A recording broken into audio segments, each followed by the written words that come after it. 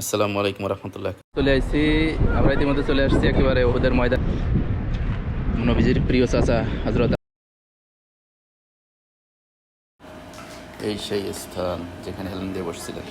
এই এখানে এই মসজিদটি। এই যে সেই স্থানটি। আসসালামু আলাইকুম রহমতুল্লাহ। কেমন আছেন সকলে? আজকে ওহুদের ময়দানে যাব। ওহুদের ময়দানে দেখব এবং সাহাবীদের কবর জিয়ারত করব, আপনাদের দেখাবো।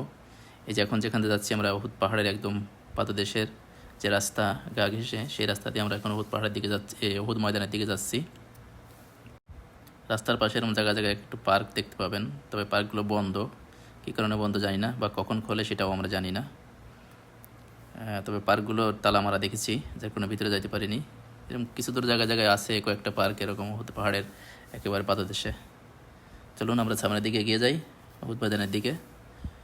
ওখানে যাওয়ার পর আমরা দেখব ওহুদের ময়দান, যেখানে যুদ্ধ সংগঠিত হয়েছিল, রোমা পাহাড়, সাহাবীদের কবর, হযরত মুহাম্মদ সাল্লাল্লাহু আলাইহি ওয়াসাল্লামের আহত স্থান। এই জায়গাগুলো আমরা ঘুরে দেখব এবং আপনাদের দেখানোর চেষ্টা করব। ইতিমধ্যে আমরা ওহুদ ময়দানের কাছে চলে আসছি। দূরে যে মিনারটি দেখা যাচ্ছে ওটি মসজিদে আমির হামজা, ওহুদের ময়দানে অবস্থিত, যেখানে মুসলিম বাহিনীদের ক্যাম্প ছিল, ক্যাম্পিং করেছিলেন ওই জায়গাটি। এখন এই রাস্তা দিয়ে ঘুরে আমাদের ওই পাশ দিয়ে ভিতরে প্রবেশ করতে হবে। আমরা ইতিমধ্যে চলে আসছি একেবারে ওহুদের ময়দানে, যেখানে মুসলিম বাহিনীরা অবস্থান করছিলেন। এই সামনে যে মসজিদটা দেখতে পাচ্ছেন, মসজিদে আমির হামজা নামকরণে নাম করা। এইখানটায় মূলত মুসলিম বাহিনীরা অবস্থান করছিলেন। আর এই যে পাশে যে পাহাড়ের উপরে দেখছেন কিছু মানুষজন উঠছে এবং উঠতেছে, এটি হচ্ছে রোমা পাহাড়, যেটার উপরে মুসলিম বাহিনীর জেনারেল তীরন্দাজ, জেনারেল তীর বাহিনী ছিল, তারা এর উপর অবস্থান করছিলেন, যাতে এই দিক থেকে হচ্ছে কাফিররা আসবেন। এদিক থেকে কাফিররা এসে যখন আক্রমণ করবেন, তখন ওই সাইডে যে ওহুদ পাহাড়, ওর পিছন দিক দিয়ে আসতে পারবেন না, কারণ ওই পাহাড়টা আরও ওইদিকে অনেক দূর পর্যন্ত গেছে। এইখান থেকে মাঝখানে যখন আসতেছেন, তখন উপর থেকে তীরন্দাজরা তীর ছড়বে। রোমা পাহাড়ের উপর থেকে আপনাদের দেখাবো যে রোমা পাহাড়ের উপর থেকে পুরো ওহুদের ময়দানটা দিনের বেলা কেমন দেখা যায়। আর অবশ্যই সবাই কম বেশি জানেন ওহুদের ইতিহাস, ওহুদের কীভাবে মুসলিমদের পরাজয় হয়েছিল। কারণ তীরন্দাজদের যদি তাদের ওই বিজয় খুশিটা যদি আরেকটু দীর্ঘক্ষণ হতো উপরে, তাহলে আর মুসলিমদের হয়তো এইভাবে পরাজয় হতো না। তো যাই হোক, আল্লাহ যেটা করে অবশ্যই ভালোর জন্যই করে। আমাদের প্রিয় নবী যে আহত হয়েছিলেন এই ময়দানে, নবীজির প্রিয় চাচা হযরত আমির হামজা রাদিয়াল্লাহু তাআলা সহ আরও 69 জন সাহাবী শহীদ হন এই ময়দানে কাফেরদের হাতে নির্মমভাবে। কারণ এই সাইডটা দিয়ে, যেমন পাহাড়ের এই সাইডটা দিয়ে আসছিলেন খালিদ বিন ওয়ালিদের নেতৃত্বে কাফেরদের একটা বাহিনী।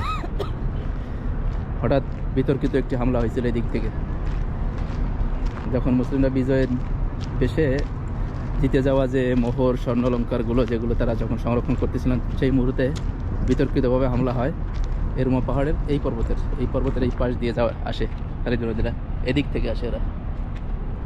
যার কারণে বুঝতে পারিনি যে ফিরে আবার আক্রমণ হচ্ছে তাদের উপরে। সেই আক্রমণে 70 জন সাহাবী শহীদ হন, নবীজি আহত হন। আমরা এখন এটার উপরে যাচ্ছি, দেখেন রোমা পর্বত। এই পর্বতটাই নাকি জান্নাতে যাবে এইভাবেই, এর বলা হয় জান্নাতে নাকি এটা এইভাবে যাবে। সঠিক আসলে কি আল্লাহই ভালো জানেন। আর ওই পাশে যে ওহুদ পাহাড়টি, ওটি দেখবেন স্বর্ণ হয়ে যাবে ওইটা। এই যে এখন রোমা পর্বতের উপরে আছি আমরা।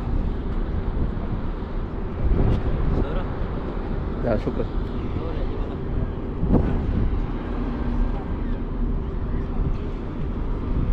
এই যে সামনে এই মসজিদের এই স্ট্যান্ড আছে, মুসলিম বাহিনীদের ক্যাম্পিংয়ের এরিয়া। এখান থেকে পানি আছে, তো এই যে দিক দিয়ে বহুত পর দেখে কত দূর গেছে, তার মানে পিছন দিয়ে হামলা করার কোনো সুযোগ ছিল না কাফেরদের।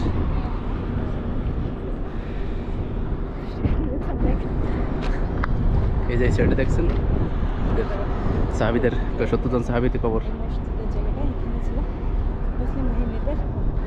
এখানে সব ভাষাতেই বিস্তারিত লেখা আছে, বিস্তারিত বর্ণনা করা আছে এই সাহাবীদের শাহীদ কবরস্থানে। ব্যাপার এই বিষয়ে বিভিন্ন ভাষায় লেখা আছে, যে পাশে বাংলায়ও আছে, হিন্দিতেও আছে।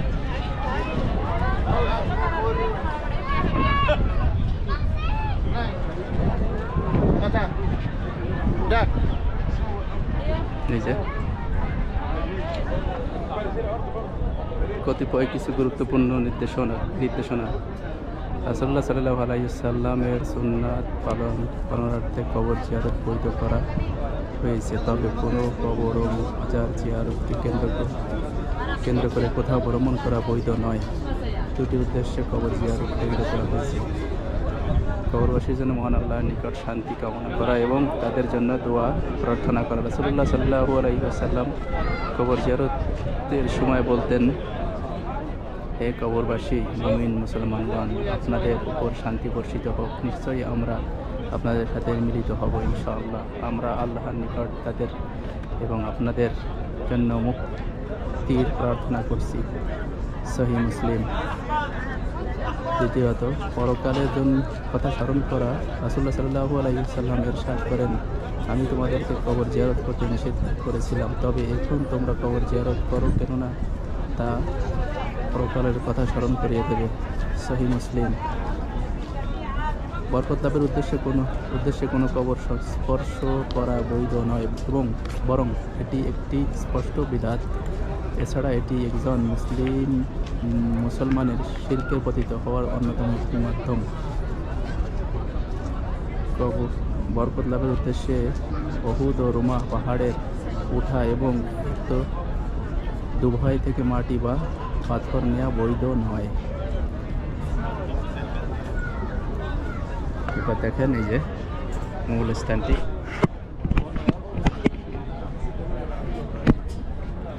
এখানে 70 জন সাহাবী শাহিদ আছেন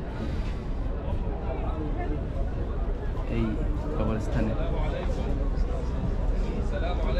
আপনারা যারা দূর থেকে দেখছেন, তারা দূর থেকে অনেকে সালাম জানান। আমরা এখানে এসে সালাম জানাইতে, সম্ভব হলে আসবেন, জিয়ারত করে যাবেন। যেহেতু আমাদের প্রিয় নবী জিয়ারত করার তা বৈধতা করে গিয়েছেন, কারণ তাহলে পরকালের বিষয়টা আপনাদের সকলকে স্মরণ করিয়ে দেবে। আমরাও স্মরণ করি, সবাইকে একদিন পরকালে যেতে হবে।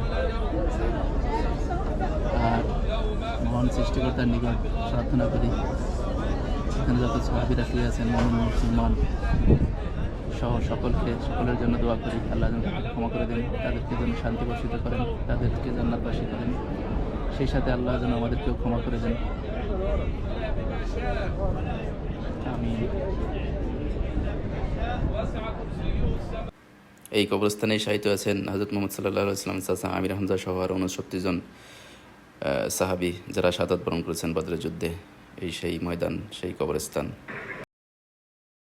এরকম বিস্তারিত বর্ণনা দেওয়া আছে যাতে মানুষ যেন শিরক না করে, শিরকের সাথে যেন মানুষ জড়িয়ে না যায়। এই জন্য এখানে অনেকগুলো ভাষায় 1 2 3 4 5 6 7 8 9 10টা ভাষায় এটাকে বর্ণনা দেওয়া আছে, কি কোনটা সঠিক কোনটা ভুল, কোনটা করা যাবে কোনটা করা যাবে না, এখানে বিস্তারিত লেখা আছে। কিন্তু আমরা অনেকে এটা মানি না মেনে আমরা শিরকের দিকে চলে যাই, শিরকের সাথে জড়িত হয়ে যাই। হ্যাঁ, যাই হোক, আল্লাহ সবাইকে বোঝার তৌফিক দান করুন। আমিন। আমরা এখন উহুদের ময়দান থেকে উহুদ পাহাড়ের পাদদেশে, যেখানে হযরত মুহাম্মদ সাল্লাল্লাহু আলাইহি ওয়াসাল্লাম আহত অবস্থায় বিশ্রাম নিচ্ছিলেন, যেই পাহাড়ের যে স্থানটিতে, ওই স্থানটিতে আমরা দেখি একটু খুঁজে বের করার চেষ্টা করি। তবে আমাদের এখানে একজন কর্মরত লোক আমাদের যে লোকেশনটা দিয়েছেন, যে তথ্যটা দিয়েছেন, তিনি আমাদের এই রাস্তা দিয়ে যেতে বলেছেন এবং বলেছেন যে এই যে পাশে যে বিল্ডিংগুলো দেখা যাচ্ছে, ওর পরেই একেবারে উহুদ পাহাড়ের গা ঘেঁষেই আছে এই জায়গাটি। দেখা যাক যাই জায়গাটি খুঁজে পাই কিনা, পেলে নিজে দেখবো, আপনাদের দেখানোর চেষ্টা করব। এখানে আসার পর একটা জিনিস লক্ষ্য করলাম, বিল্ডিংয়ের গায়ে যে সিগুলো আছে, যেগুলো অধিকাংশ ফুল কাভার, ওইগুলোর গায়ে 2টি আরবি শব্দ লেখা, যা আমি এর আগে কোথাও দেখিনি, বিশেষ করে মদিনায় বলেন, মক্কায় বলেন, সৌদি আরবের। তো এই জায়গাটিতে আমি দেখলাম এইটা জিনিসটা। আপনারা দেখেন, লক্ষ্য করেন, দেখেন এই সির গায়ে যেভাবে লেখা। এখানে একটি লোককে জিজ্ঞেস করেছিলাম যে ভাই ওই জায়গাটি কোন দিকে, বাংলাদেশি। তো তিনি আমাদের এই রাস্তাটি দেখা দিলেন, আমরা রাস্তার সামনে এগিয়ে যাব এবং আমরা জায়গাটি খুঁজে পেয়ে গেছি।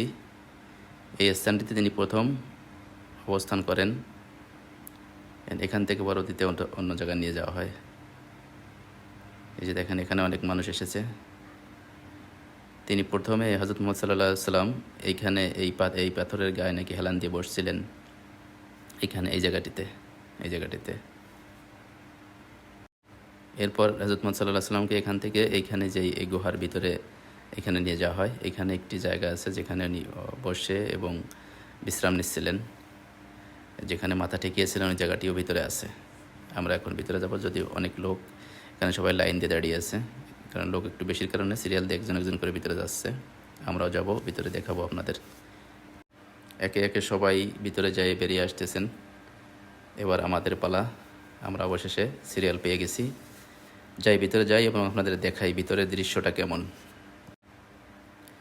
এই গুহাটির ভিতরেই তিনি অবস্থান করছিলেন এবং এইখানে তিনি মাথাটা রাখছিলেন, যেটা আমরা জানতে পেরেছি। এইখানে মাথা রাখছিলেন এবং এখানে বসছিলেন। এই যে পুরো স্থানটি দেখেন, একেবারে ছোট্ট একটি জায়গাটিতে আসার পর অনেকটা গাঢ় শিরশির করছে। আমাদের প্রিয় নবী হযরত মুহাম্মদ সাল্লাল্লাহু আলাইহি সাল্লাম এই স্থানটিতেই আহত অবস্থায় ছিলেন। আসলে এই জিনিসটা ভাবলেই কেমন যেন ভিতরটা কীরকম করে ওঠে, আসলে বলে বোঝানো যাবে না। পুরো স্থানটি যেভাবে বাইরে থেকে, যেইখানে তিনি প্রথম অবস্থায় অবস্থান করেছিলেন, এই জায়গাটায়, এই যে এই পাথরটায় প্রথম হেলান দিয়ে বসেন, এরপরে ভিতরে গুহার ভিতরে নিয়ে যান। উহুদ পাহাড় ওই প্রান্ত থেকে এই প্রান্ত পর্যন্ত আসছে। এই মসজিদটা, যে মসজিদে নামাজ পড়লাম, যেখানে নামাজ পড়লাম, এই মসজিদটাতেই মূলত তিনি দোয়া করছিলেন আল্লাহর দরবারে। মানুষের একটু ভিড় বেশি হয়ে গেছে, লাইন দিয়ে দেওয়া হচ্ছে সব।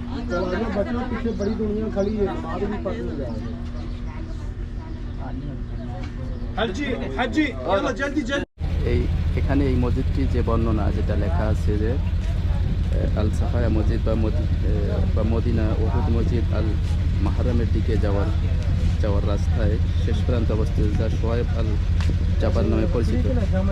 জীবনী উল্লেখ করা হয়েছে যে উহুদের দিনে যুদ্ধ শেষ হওয়ার পর নবী সাল্লাল্লাহু আলাইহি সাল্লাম এই স্থানে প্রার্থনা করেছিলেন এবং বিল্ডিংটি শতাব্দীর পর শতাব্দী ধরে ধ্বংস হয়ে গেছে এবং এর একটি ছোট্ট অংশ অবশিষ্ট রয়েছে। এটি একটি আয়তক্ষেত্রে আকারে, যার আনুমানিক দৈর্ঘ্য 6 মিটার, 4 মিটার চওড়া, 2 মিটার উঁচু এবং এর নির্মাণে পাথর ও প্লাস্টার ব্যবহার করা হয়েছে। এটি বেশ কয়েকটি পুরনো স্থাপনার মধ্যে দিয়েছিল, যার মধ্যে সবচেয়ে সাম্প্রতিকটি ছিল সমৃদ্ধ সৌদি যুগে এবং এটি বাদশাহ সালমান বিন আব্দুল আজিজের শাসনামলে পুনরুদ্ধার করা হয়েছিল। এই যে সেই মসজিদের অংশটি, যেটি এখন অবশিষ্ট আছে। এই স্থানটিতে আমাদের প্রিয় হযরত সাল্লাল্লাহু আলাইহি ওয়াসাল্লাম আগে প্রার্থনা করেছিলেন। এখানে 2 রাকাত নামাজ তো হতেই পারে, অবশ্যই হবে।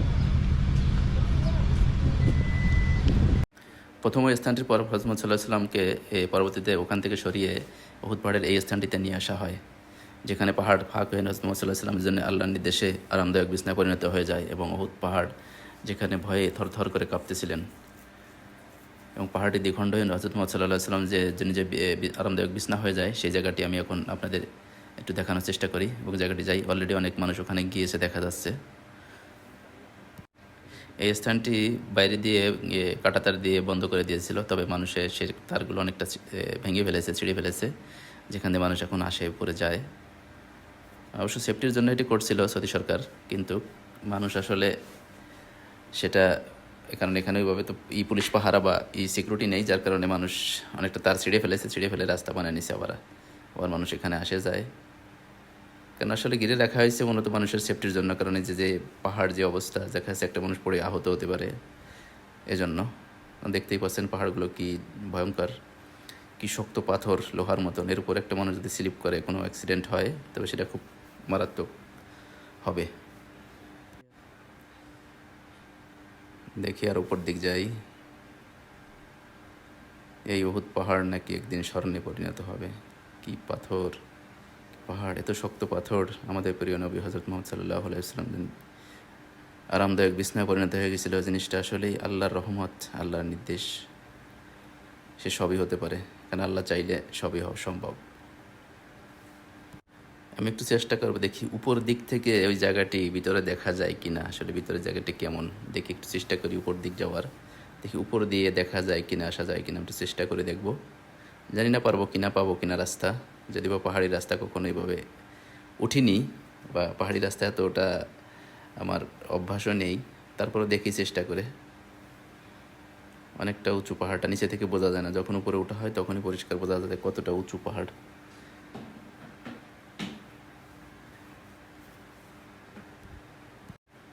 বেশ কষ্টদায়ক পাহাড়ি এইগুলো আপনার জার্নিগুলা।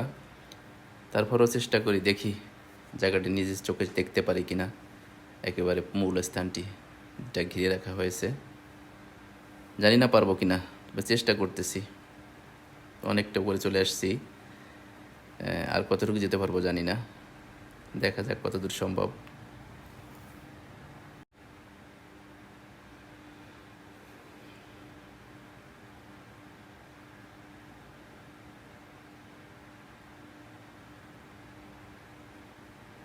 কিন্তু রাস্তা তো দেখতেছি না, এখানে মনে মনে হয় হয় আর এদিকে পারবো না, রাস্তা কারণ নেই। আর উপরে ওঠার মতো কোনো পরিবেশ নাই।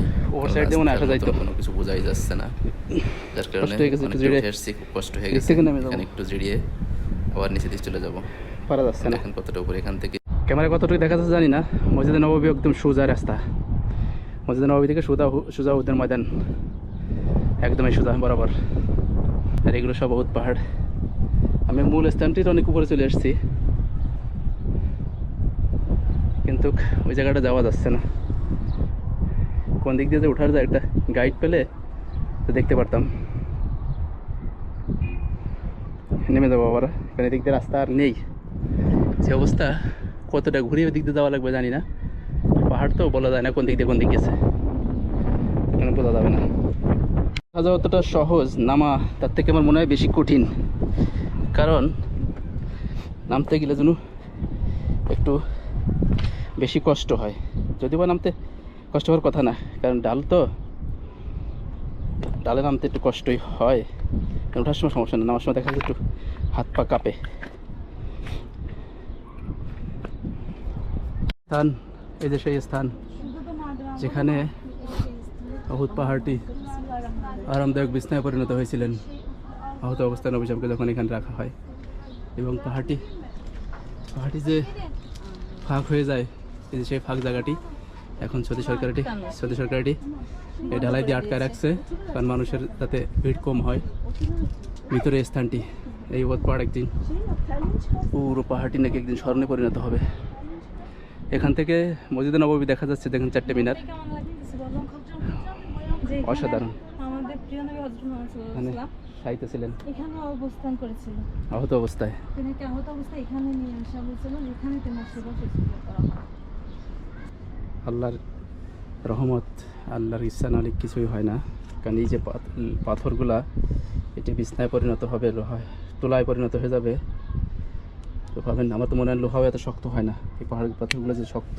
কিন্তু যখন হযরত মুহাম্মদ সাল্লাল্লাহু আলাইহি ওয়াসাল্লাম এখানে মাথা দিয়েছিলেন এই পাথরের উপর, তখন সেটা আল্লাহর নির্দেশে তোলায় পরিণত তোলায় হয়েছিল। পরিণত হয়ে গেছিল।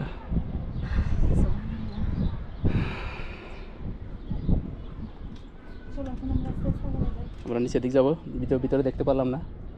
যাই হোক, আল্লাহ যতটুকু দেখার তৌফিক দিয়েছেন, যতটুকু সম্ভব দেখছি এবং আপনাদের দেখানোর চেষ্টা করেছি। এটা কাঁটাতার দিয়ে ঘেরা ছিল, কিন্তু মানুষ হয়তো যাতায়াতের কারণে ছিঁড়ে গেছে।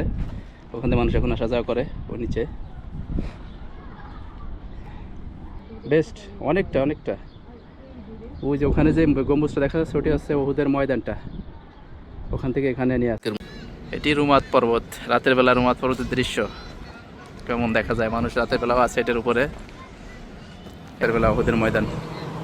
পাশে যে পাহাড়ের লাইটিংগুলো দেখা যাচ্ছে, ওটি পুরোটাই ওহুদ পাহাড়।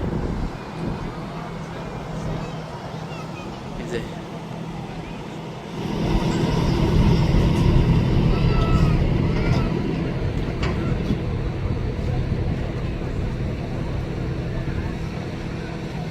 এইটা সব ওহুদ পাহাড়। এই যে দেখেন কাফেরদের অবস্থান ছিল, এই যে দূরে যে পাহাড়টা দেখা যাচ্ছে, এটি রাতের বেলার দৃশ্য।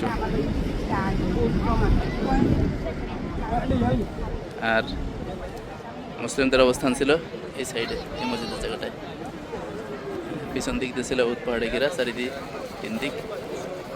দেখেন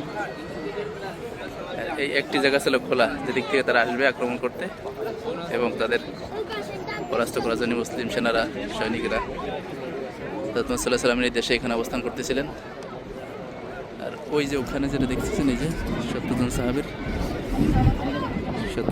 কবরস্থান এখানে। আসসালামু আলাইকুম রহমতুল্লাহ।